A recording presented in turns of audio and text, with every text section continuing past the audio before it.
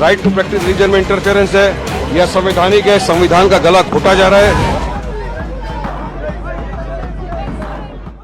नमस्कार, स्वागत है आपका न्यूज 18 के डिजिटल प्लेटफॉर्म पर। मैं हूं आपके साथ ईशा खान। पश्चिम बंगाल के मुर्शिदाबाद जिले में वक्फ संशोधन कानून को लेकर तनाव गहराता जा रहा है। नए वक्फ कानून के विरोध में शुक्रवार को फिर से हिंसा भड़क उठी। इसके चलते देश भर में मुसलमान सड़कों पर उतर आए। प्रदर्शनकारियों ने बसें जलाई, पथराव किया। 3 लोगों की गोली लगने से मौत भी हो गई। हालात इतने बेकाबू हो गए कि बीएसएफ के जवान तैनात कर दिए गए। फिलहाल इलाके में सड़क, रेल यातायात और इंटरनेट सेवाएं बंद कर दी गई हैं। All India Muslim personal law board के वक्फ बचाव अभियान का पहला फेज 7 जुलाई यानी 88 दिन तक चलेगा। इसमें वक्फ कानून के विरोध में 1 करोड़ हस्ताक्षर करवाए जाएंगे, जो पीएम मोदी को भेजे जाएंगे।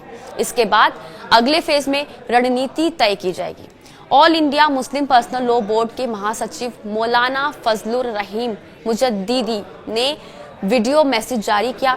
वीडियो में मुजद्दिदी ने सरकार पर सांप्रदायिक एजेंडा चलाने और धर्मनिरपेक्षता को कमजोर करने का आरोप लगाया है। कहा, ये अभियान वक्फ संपत्तियों की रक्षा और विधेयक को निरस्त करने की मांग को लेकर चलाया जा रहा है। All India Muslim personal law board का मानना है कि ये विधेयक वक्फ संपत्तियों की प्रकृति और स्वायत्तता को नुकसान पहुंचाएगा, जिसे वे इस्लामी मूल्यों, शरीयत, धार्मिक स्वतंत्रता और भारतीय संविधान के खिलाफ मानते हैं। बोर्ड के मुताबिक आंदोलन तब तक चलेगा जब तक विधेयक पूरी तरह से निरस्त नहीं हो जाता।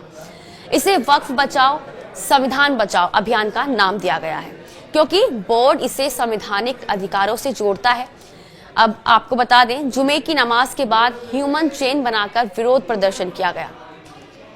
दिल्ली, मुंबई, हैदराबाद, रांची, लखनऊ, अहमदाबाद जैसे 50 बड़े शहरों में प्रेस कॉन्फ्रेंस हुई। साथ ही इन शहरों में इस्लामिक रिसर्च स्कॉलर्स और धर्मगुरुओं के साथ बैठकें हुई, जहां वक्फ कानून के नुकसान बताए गए। और आपको बता दें, बोर्ड का दावा है कि विधेयक वक्फ संपत्तियों को सरकार या फिर व्यक्तियों के लिए हड़पना आसान बनाएगा। All India Muslim personal law board का ये भी कहना है कि ये विधेयक संविधान के तहत धार्मिक स्वतंत्रता के अधिकार का उल्लंघन करता है, क्योंकि ये हिंदू और सिख धार्मिक संस्थानों के साथ समान व्यवहार नहीं करता। बोर्ड को ये भी मानना है कि वक्फ बोर्डों की शक्तियों को कम करना और सरकारी नियंत्रण बढ़ाना स्वीकार्य नहीं है। कुछ मुस्लिम संगठन जैसे ऑल इंडिया वुमेन मुस्लिम पर्सनल लॉ बोर्ड ने इस विधेयक का समर्थन किया है। उनकी अध्यक्ष शाइस्ता अंबर का कहना है कि ये गरीब मुस्लिमों, खासकर महिलाओं के हित में है और वक्फ संपत्तियों पर अवैध कब्जों को हटाएगा। आपको बता दें, सुप्रीम कोर्ट ने नए वक्फ कानून की संवैधानिकता को चुनौती देने वाली 17 याचिकाएं दाखिल की गई हैं। इनमें से 10 याचिकाएं सुनवाई के लिए लिस्ट की गई हैं। सीजेआई संजीव खन्ना वाली 3 संसदीय बेंच 16 अप्रैल को इन पर सुनवाई करेगी। आपने वो तस्वीरें भी देखी होंगी जब जम्मू कश्मीर विधानसभा में नए वक्फ कानून पर हंगामा हुआ था।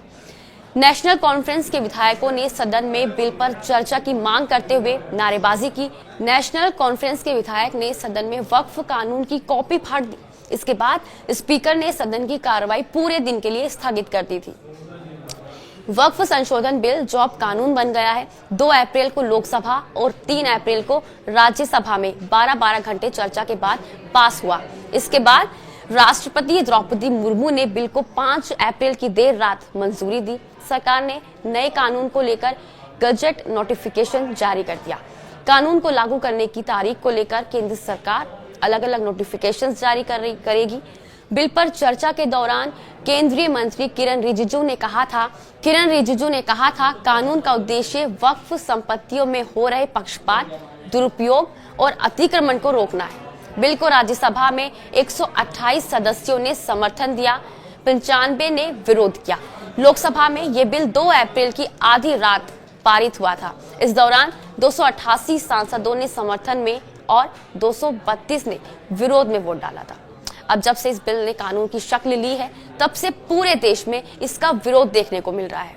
और इसी के साथ आज के लिए बस इतना ही। कल फिर होगी आपसे मुलाकात एक नई खबर के साथ। तब तक के लिए आप देखते रहिए न्यूज़ 18। नमस्कार।